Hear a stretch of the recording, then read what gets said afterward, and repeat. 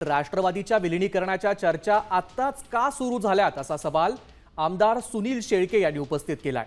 तसंच राष्ट्रवादीचं अध्यक्ष कोणाला करायचं हे देखील सुनेत्रा पवारच ठरवतील, त्यांनाच सर्व अधिकार असल्याचं विधानही आमदार शेळकेंनी केलंय।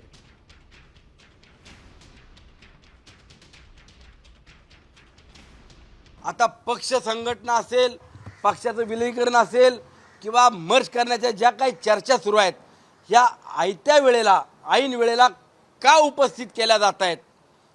म्हणजे दादांचं मुख आपण त्याला जे म्हणतो की शेवटची क्षणी सुद्धा या चर्चा आपण का आणलेल्या आहेत? अंत्यविधी झालाय, आजचा 5वा दिवस आहे। अजून 10-12 दिवसानंतरनं यावरती पक्षातले नेते मंडळी बसतील, चर्चा करतील। पक्षाचा राष्ट्रीय अध्यक्ष कोण असणार आहे हा ठरवण्याचा अधिकार इतर कुणालाही नाही। उद्याच्या काळामध्ये सर्वस्वी अधिकार पक्षाचा राष्ट्रीय अध्यक्ष कोण असेल, पक्षाच्या जबाबदाऱ्या घेत असताना कुणाला कुठल्या भागातली विभागातली जबाबदारी दिली पाहिजे, विधिमंडळाचं कामकाज करत असताना कुणाला विधिमंडळामध्ये मंत्रिमंडळामध्ये समाविष्ट करायचे, कुणाला वेगळ्या जबाबदाऱ्या द्यायच्यात, हा सर्वस्वी अधिकार हा सुनेत्रा वहिनी अजितदादा पवारांचाच असेल।